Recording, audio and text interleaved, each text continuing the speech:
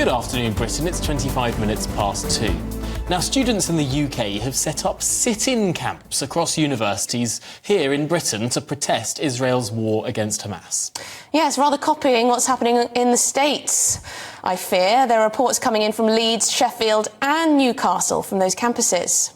Well, that's after the 300 arrests in New York alone, with those United States pro-Palestinian protests attracting riot police from coast to coast. It's quite extraordinary, actually. So joining us now to discuss this is Erol Morkoc from Republicans Overseas. Erol, I'm hoping you can give us some insight into what's going on in the States. As we speak, there is still a police presence, there are still tents, there are still protesters, very much there.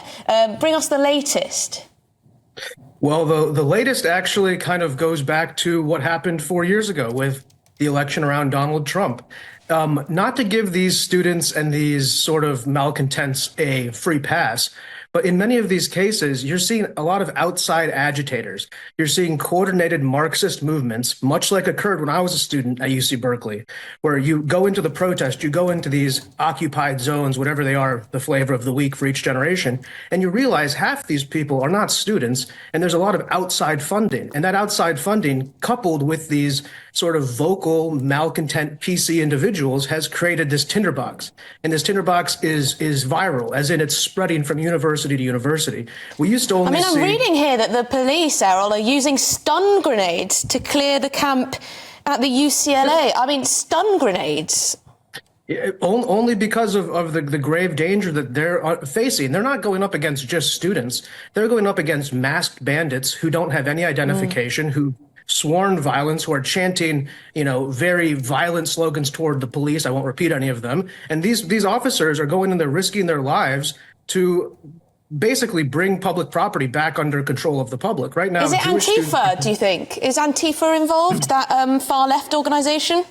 Yes, Antifa is always involved, especially when it comes to campus organizations. Again, when I was a student at Berkeley, we had Antifa brought into the university to speak in our classes before the lectures, predating the riots that would go on at night. And that goes on throughout the entire UC, which UCLA is a part of. So the idea that Antifa is there is like saying that there's, roaches in the sewer. It's guaranteed. And they're very similar, as in they both have almost no value to our society, and they're attempting to destroy our, the best institutions we have. The best things we have in America is this great liberal education system, and it's been completely cannibalized by these fake liberals who've now put it into a serious police escalation situation, and they've been very violent. They've been very, let's say, vocal in their demands, but oftentimes you've seen the videos when they get pressed on the nitty-gritty. Why are you here? What exactly are you saying? They have no idea what they're doing because they're not involved. They're being used. I mean, Errol, we're seeing a very small version of what you're seeing in the States on campuses in the UK, the odd tent, some protesters who have been very vocal. There have been complaints on quite a few campuses about anti-Semitic chants and the like. What's your warning then to us in the UK?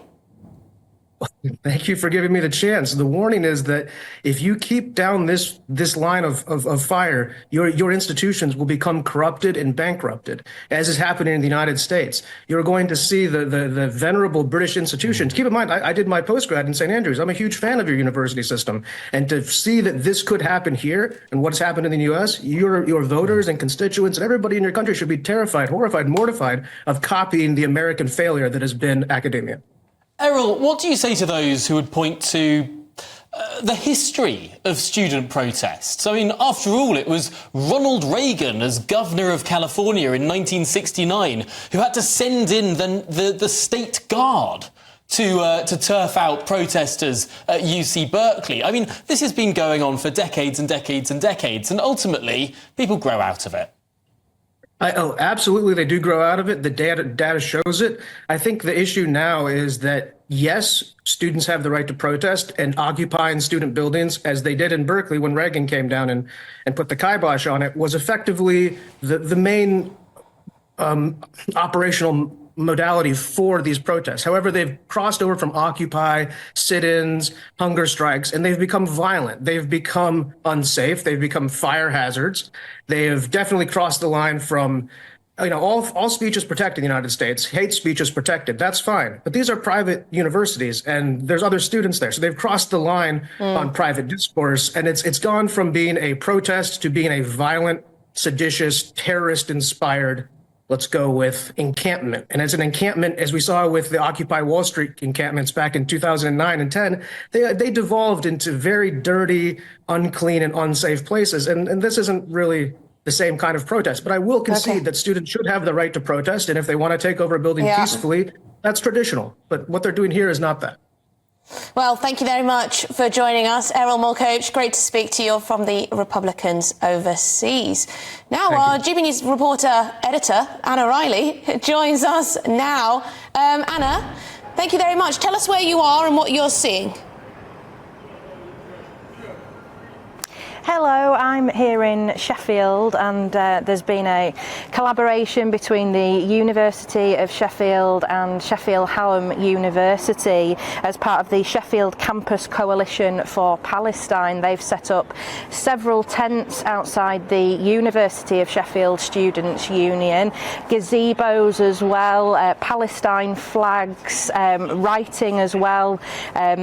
Palestine should be free, both on boards and chalk written on the ground. There's also about 20 to 30 students there gathered. One of them I saw with a megaphone. He was giving that chant from the river to the sea.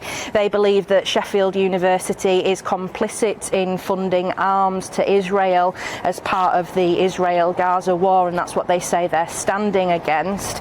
It has been peaceful, though, from what I have seen, not like the violence that we've seen breaking out in America. And it was obviously, as we'd been hearing from our previous guest there, as violence broke out on the other side of the Atlantic yesterday, students at Russell Group universities like Sheffield, Manchester, Leeds, Bristol and Newcastle have pitched up these tents and erected the anti-Israel sign, saying that their actions had been inspired by those in America. Well, I hope at least they're getting their coursework and university work done at the same time. Anna, we're going to have to leave it there because we're pressed for time, but really great to speak to you and interesting to see the pictures there. It's on a smaller scale so far, and smaller scale. I'm sure they're sitting there in their tents doing their required reading. I'm sure they're sitting there in the lovely sunshine, studiously studying. Yes, we're going to be back very quickly with more on this. This is Good Afternoon Britain. We're on GB News.